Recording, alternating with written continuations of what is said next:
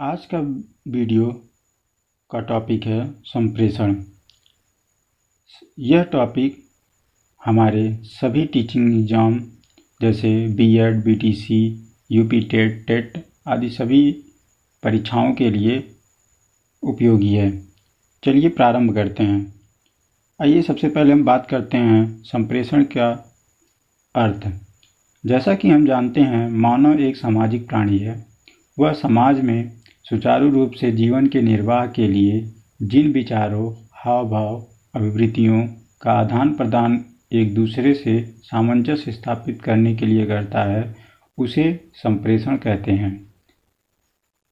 संप्रेषण शब्द हिंदी के दो शब्दों सम और प्रेषण से मिलकर बना है, जहाँ सम का अर्थ है समान और प्रेषण का अर्थ है भेजा जाना।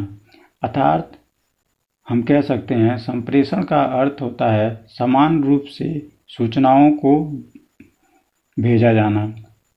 हम कह सकते हैं कि संप्रेषण एक ऐसी प्रक्रिया है जहां दो या दो से अधिक लोगों के बीच घटित होती है, जिसमें एक व्यक्ति अपने विचार, अभिवृत्तियों, इच्छाओं, अनुभवों को दूसरे व्यक्ति के साथ आदान प्रदान करता है और आपस में समन्वय स्थापित करता है। शिक्षण के क्षेत्र में संप्रेषण की महती भूमिका होती है। इसके बिना शिक्षण कार्य संभव ही नहीं है, क्योंकि बिना सूचना के आदान प्रदान के शिक्षण कार्य का कोई महत्व नहीं है। यह कहना गलत नहीं होगा कि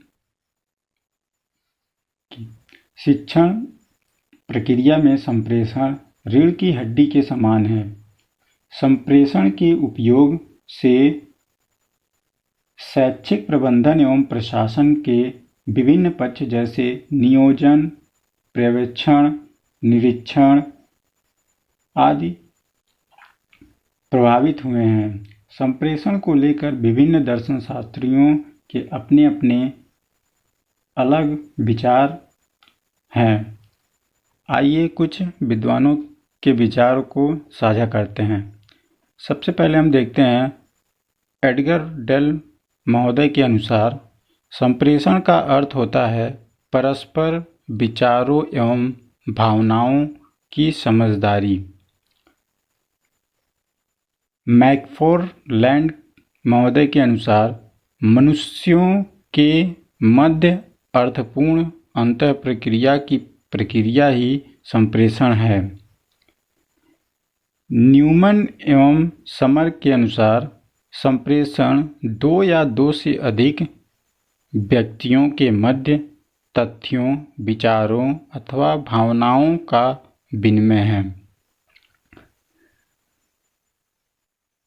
उपरोक्त सभी परिभाषाओं के अनुसार हम कह सकते हैं कि संप्रेषण का अर्थ है परस्पर विचारों एवं भावनाओं की साझेदारी करना या आदान प्रदान करना।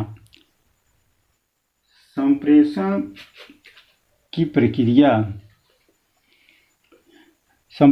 प्रक्रिया में जैसा कि हम जानते हैं कि संप्रेषण एक सामाजिक प्रक्रिया है, जिसमें मानवीय संबंध स्थापित एवं दृढ़ होते हैं। तो यह जो मानवीय संबंध हैं वह एक दूसरे के विचारों, भावों का आदान प्रदान के द्वारा ही स्थापित होते हैं। इन विचारों के आदान प्रदान के कुछ तत्व निर्भर इन विचारों के आदान प्रदान पर अनेक तत्व निर्भर करता है। यह तत्व एक दूसरे पर आश्रित होते हैं। संप्रेषण की प्रक्रिया के निम्नलिखित तत्व होते हैं, जैसे पहला है संप्रेषण का स्रोत। संप्रेषण के स्रोत से अभिप्राय यह है कि उस व्यक्ति या घटना से होता है जो शाब्दिक या अशाब्दिक संकेत प्रदान करता है। यह संप्रेषण की प्रारंभिक अवस्था होती है।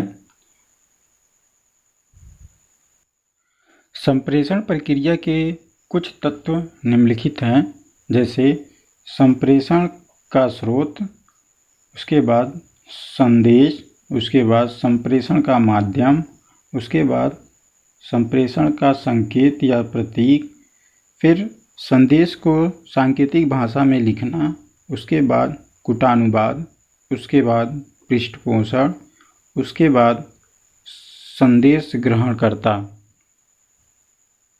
संप्रेषण के अर्थ एवं परिभाषा को समझने के बाद आइए समझते हैं संप्रेषण के प्रकार या घटक कौन कौन से हैं। वैसे तो संप्रेषण के कई प्रकार हैं, लेकिन मुख्य रूप से संप्रेषण के दो प्रकार हैं। पहला शाब्दिक संप्रेषण और दूसरा अशाब्दिक संप्रेषण। आइए जानते हैं शाब्दिक संप्रेषण किसे कहते हैं। इस प्रकार के संप्रेषण में मुख्य माध्यम का उपयोग किया जाता है। इसमें सदैव भाषा का प्रयोग किया जाता है। यह संप्रेषण मौखिक रूप से वाणी तथा लिखित रूप से शब्दों अथवा संकेतों के द्वारा विचार तथा भावनाओं को दूसरे के समक्ष प्रस्तुत करने के लिए प्रयोग किया जाता है। शाब्दिक संप्रेषण के दो प्रकार होते हैं। पहला मौखिक संप्रेषण और दूसरा लिखित संप्रेषण। मौखिक संप्रेषण में संदेश देने वाला और संदेश ग्रहण करने वाला दो प्रत्यक्ष आमने सामने रहते हैं। इस प्रकार के संप्रेषण में व्याख्या, परिचर्चा, सामूहिक चर्चा, वार्ता, कहानी, प्रश्नोत्तर आदि के माध्यम से विचारों की अभिव्यक्ति की जाती है। और दूसरा है लिखित संप्रेषण। लिखित संप्रेषण में संदेश देने वाला और संदेश ग्रहण करने वाला प्रत्यक्ष आमने सामने रहना जरूरी नहीं है। इसमें संदेश देने वाला व्यक्ति लिखित रूप से शब्दों या संकेतों के द्वारा इस प्रकार से संदेश प्रदान करता है कि संदेश प्राप्त करने वाला व्यक्ति संदेश देने वाले व्यक्ति की भावनाओं को समझकर अर्थ लगाता है। अब बात करते हैं अशाब्दिक संप्रेषण की। अशाब्दिक संप्रेषण शब्दों अर्थात भाषा प्रयोग नहीं किया जाता है, अर्थात इसमें हम भाषा का प्रयोग नहीं करते हैं। इसे शरीर भाषा संप्रेषण भी कहा जाता है।